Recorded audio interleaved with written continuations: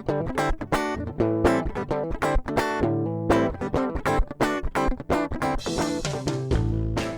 to the Community Broadband Bits podcast.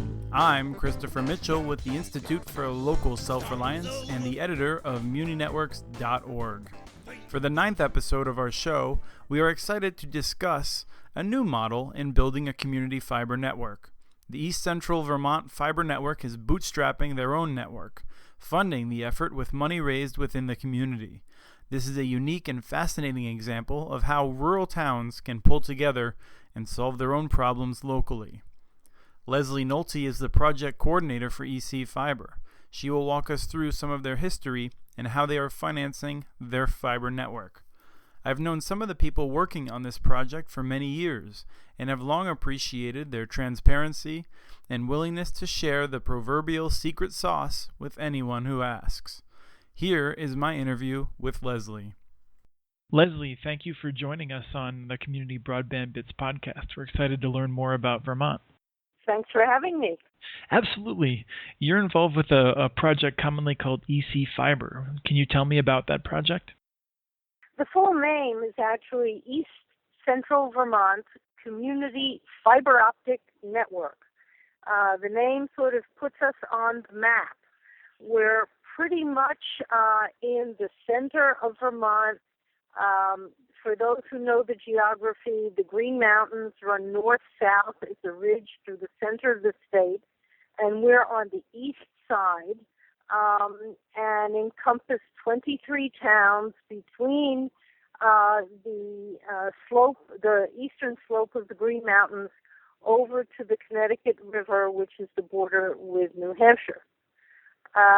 We are organized as a legal municipality through something called an interlocal contract, which is simply an agreement that has been signed after a town-wide vote by every one of the 23 member towns. You're in a contiguous area, right? The way towns work in that part of the country, it's like they're all connected, and you're not leaving anyone behind. Right. I should explain that in Vermont, while we have counties, they don't really have a governmental purpose. Every square inch of Vermont is designated as being part of a town. And you could stand in the middle of some of these towns, and all you'd see is a lot of trees. So the state is essentially divided up into squares, each one of which is called a town. Now, some of our member towns have dense village centers that would be recognized as a town anywhere. And one of our members is actually the state capital, Montpelier, which with only 7,000 residents, is the only state capital in the country without scheduled air service. So Vermont is, I think, now designated the second most rural state in the United States, and we encompass one of the most rural areas of the state of Vermont. Every town is governed by essentially a town council, except for the city of Montpelier, which is called a select board. In Montpelier, the city of Montpelier is called a city council. And the select boards are elected by the residents of the town. And they have appointed a delegate and at least one alternate to the ECFiber governing board. The ECFiber governing board meets monthly. Under Vermont, we have an open meeting law. These meetings are open to anyone in the public. And delegates and alternates attend. The governing board has adopted a set of bylaws. It elects an executive committee, which is the chair, vice chair, secretary, treasurer, and 3 at-large members who are elected on rotating 3-year terms. And the executive committee meets in between the monthly governing board meetings almost every week by conference call. And this structure has endured since 2008, really, which was the founding year of the organization. So you started in 2008, and what was your original plan? Well, the original plan was to try to build out the entire area, which encompasses something like 1,200 square miles, 55,000 people, 22,000 premises, to build it out all at once. And we retained Oppenheimer and Company to offer certificates of participation in the capital lease in the public capital markets. This was an SEC-compliant public offering. Oppenheimer told us that once they had signed up commitments for 80% of the required financing, they would take the remainder. At the governing board meeting, which I believe it was September 7th, 2008, they told us they had raised 70% of the required financing, which was a $90 million financing because all kinds of debt service reserve funds were required. So there were all kinds of layers, not to mention Oppenheimer's fees and the legal fees, right, which were on the order of $500,000 or something. And so they said they had 70%, and they figured it was a done deal. And one of our folks stood up at the meeting and said, the only thing that can stop us now is an international financial meltdown. And guess what? 1 week later, that's what we got. I hope that person has stopped making suggestions. No, he's still with us. Anyway, so that was the end of that. And so it was back to the drawing board. You said build out, and I don't think we've yet touched on, but you're going to be building a fiber to the home network, and you've actually, indeed, we'll get to this, you've started. Right. We are committed to a fiber optic solution. Right. Because we believe it's the only sustainable solution for the kind of connectivity that sustainable communities and sustainable economies will require going forward as far as we can see into the future. So that is our commitment and our mission.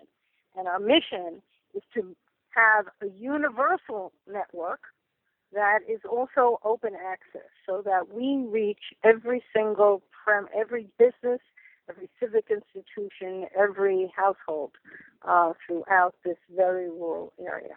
Right. Okay. So the economy collapses, and what do you do next? Well, the economy collapses, and then the Obama administration creates the ARRA program through the Rural Utility Service. And we submitted 2 different applications for stimulus funding, none of which was given to us. It was given to other Vermont applicants. We found ourselves in a competitive situation. We were a startup, and the other applicants were operating businesses. So we were frozen out of stimulus funding. I'm proud to say that applicants who received money to build outside their existing network footprint have not yet connected one customer. We now have 225 lighted customers. And you don't have to deal with federal paperwork or all the other issues that come along with it. So after we got turned down, and we also submitted several applications for grant funds available through the state of Vermont. We were turned down for those, I think, probably for the same reasons. Well, meaning that we were a startup, that we were unproven. You know, it's just like going to a bank. The people who need money can never get a loan. The people who have money can get a loan. We try to be philosophical about it, and we decided to do a bootstrap effort. In 2010, we decided to basically issue unsecured promissory notes where we would raise funds from local investors. And we started out, and our first closing, we raised $175,000 from local investors. But we had some very large investors who were willing to essentially provide seed financing to the tune of an additional $750,000. And that 900-something thousand enabled us to start building our phase one loop with approximately 26 miles through an area of the town of, well, three towns, our route, phase one route, which is on our website, ECFiber.net, went through the bits of Royalton, Bethel, and Barnard.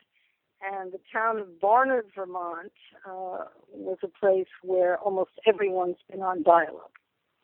And the way we picked Barnard was that when we were organized in 2008, we wanted to test what the actual appetite was for high-speed broadband, and we had a pre-registration campaign which was organized and conducted by the delegates to the governing board. And the governing board adopted a policy that when and if we started to build, we would build first in whatever towns came up with the highest pre-registration rate. Mm-hmm. We had a very active delegate from the town of Barnard who managed to pre-subscribe 92% of the residents of that town. Wow.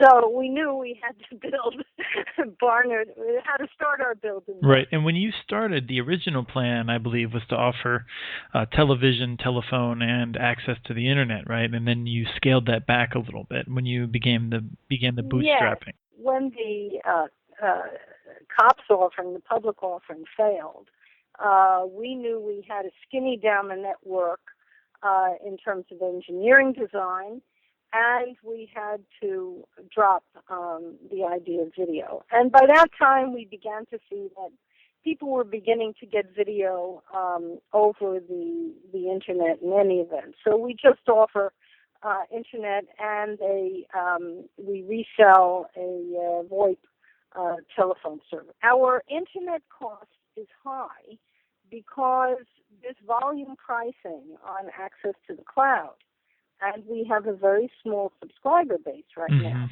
So internet alone is very expensive, but telephone service in Vermont is expensive because a lot of in-state calls are treated as long-distance calls.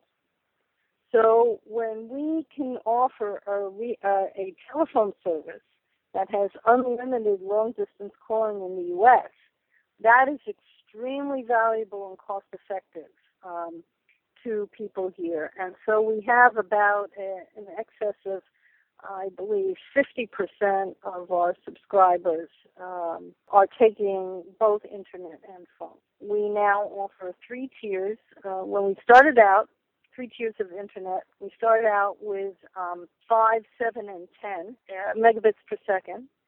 And this spring, we changed that to 5, 10, and 20. We're expanding our customer base at a nice clip, and there was appetite for that. And so that's our offering right now.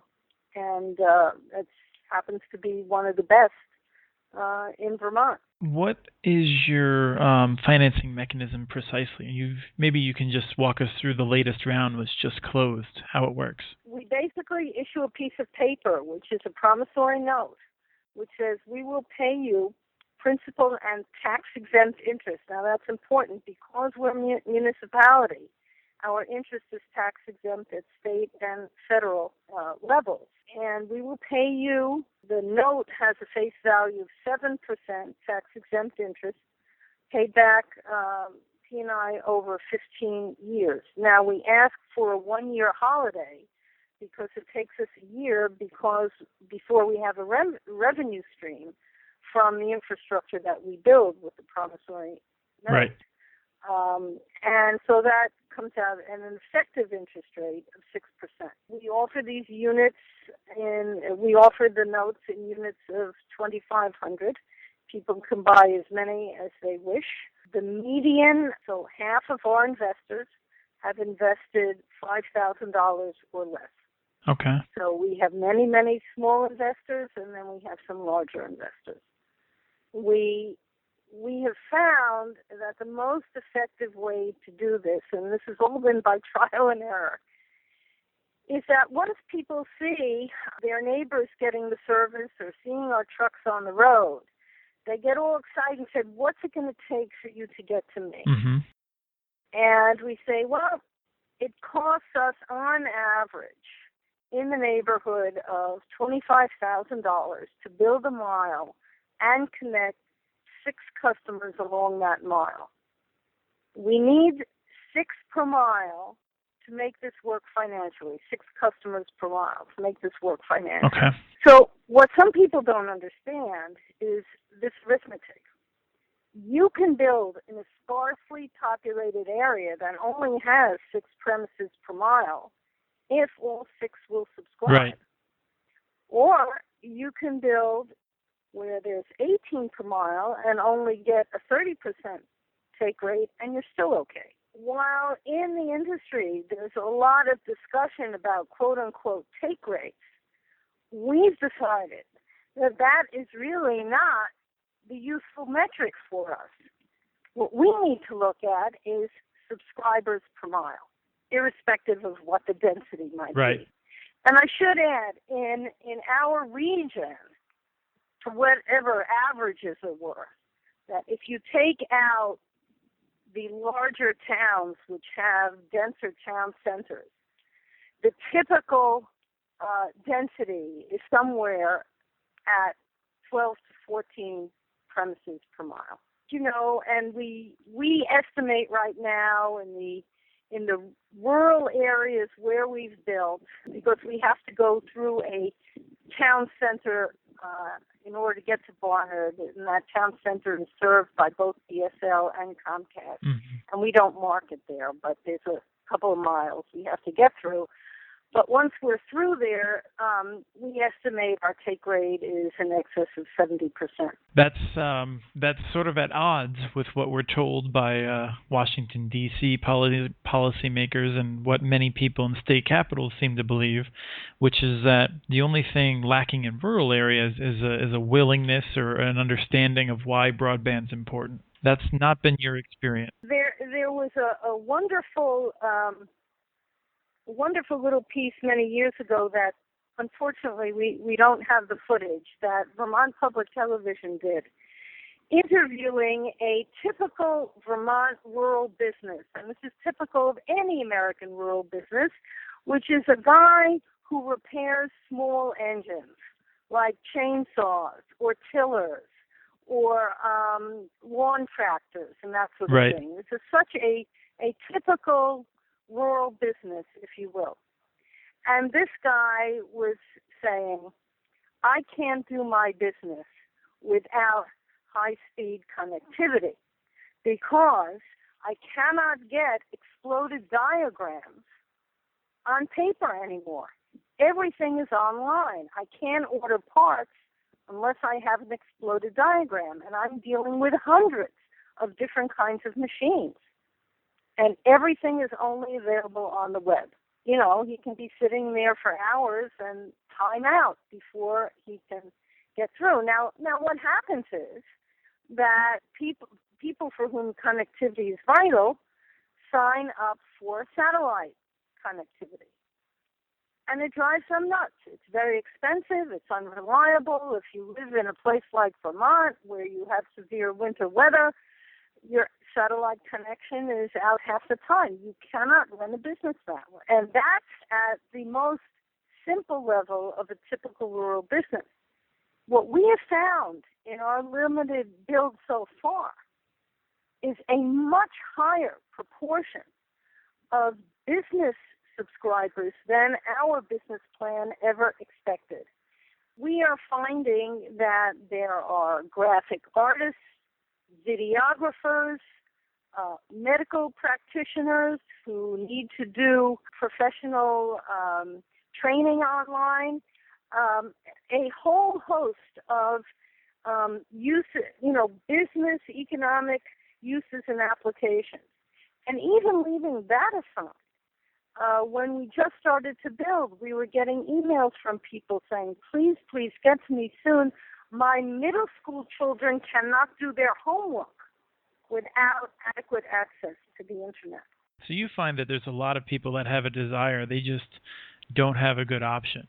Exactly. And you out there are dealing primarily with, I think, really degraded copper lines and Fairpoint primarily, right? Correct. Yeah. Well, Vermont was viewed as a backwater by the big guys. They always, they skim the cream, and we're not viewed that way, despite our high-quality dairy business. Even under 9X, which then gave birth to Verizon, which then gave birth to Fairpoint, none of them have maintained their copper wires. And there are areas of our territory where people do not have reliable phone service simply because of the degraded copper. Well, let me ask you as a final question, what would you recommend to someone who's in another part of the country and wants to try and do something along these lines? What's a good first step for them? Well, I will tell you that we have had many people come to us to see what we're doing and talk to us on the phone and even visit us to see how we've done and what we do. And we are always happy to talk to people about our experience, and we continue to do that. I would say one of the most important things that has sustained ECFiber has been our strong governance structure, in which we are embedded in the community, and we are seen to be embedded in the community. And so we don't even have to have a marketing budget because people already know our brand. They know who we are. They know who their delegates to the governing board is. And the way we got kicked off, and I should, roll the video back to November '07, which was the early organizing, was there had been broadband committees in a handful of these towns, and in those areas out there in the rest of the country where there are broadband committees, and I want to underscore committees, groups of people who are trying to get something done in their community. They then came together. They just put out a call, by word of mouth, come and help us get organized. And we had a community meeting, something over 100 people showed up, and we broke up into little brainstorming groups that, one was charged with outreach, one was charged with doing legal research, one was charged with trying to figure out a financing plan. And everybody came out, and from this process emerged this governance structure and this trajectory for building an organization.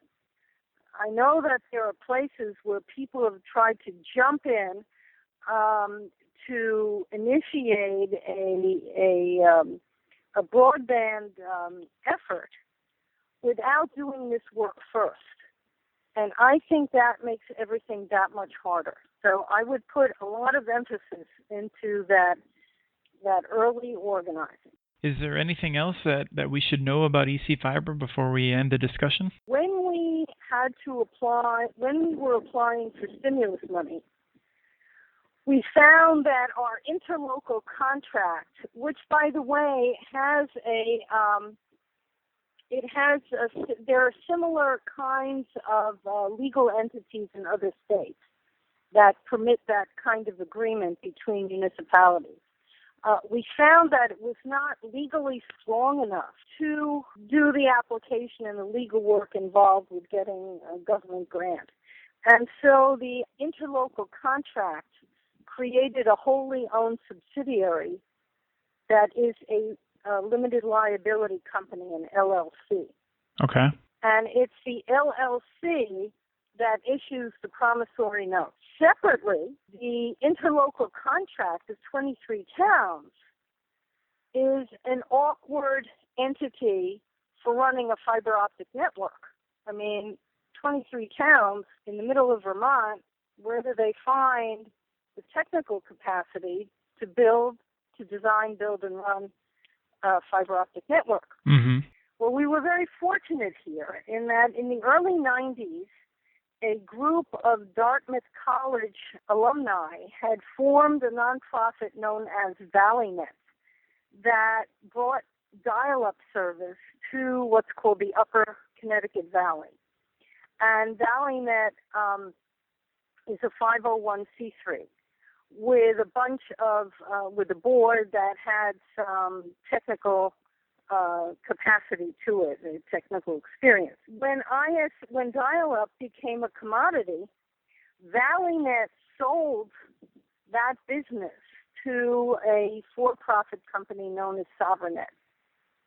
And so ValleyNet had been sitting on a bunch of money trying to figure out what it would do next to fulfill its mission of community building through communication. And ValleyNet was able to lend some of that seed money to ECFiber. And ValleyNet and ECFiber now have a design, build, operate contract such that ValleyNet is actually the operator of the network. So you're taking advantage of some expertise that's been there for quite some time. Yes, we were fortunate in that, but there was also, we have found that we have not had a problem finding competent staff as we have grown. We find that people like the concept of what we're doing. In Vermont, people like to work for community organizations. That means we don't have to pay top dollar because we offer a nicer work experience and a more rewarding work experience in terms of relationship to the local community, which in the culture here is of great value. That's probably true in some of the other rural areas as well, where people have made a choice to live there rather than moving to some place where they may just get the highest salary. Exactly. Thank you so much for coming on and explaining the background of ECFiber and how you're moving forward. I hope that other communities will be able to take some nuggets away from there and figure out how they can build their own networks. I'd like to emphasize that we're always happy to help other people that are interested in doing something similar, and they can contact us at info@ecfiber.net. Thank you so much, Chris. Sure, thank you. That was Leslie Nulty, the project coordinator for the East Central Fiber Network in Vermont. To learn more, visit our show page on muninetworks.org, where we have links to some of the materials discussed in the show. If you have any questions or comments, please tell us directly. Email podcast@muninetworks.org. Our handle on Twitter is @CommunityNets. This show was released on August 21st, 2012. Thanks to my colleague Lisa Gonzalez for putting the show together, and Fit in the Conniptions for the music, licensed using Creative Commons. The song is called Storm's Over. Storm's over now. I'm on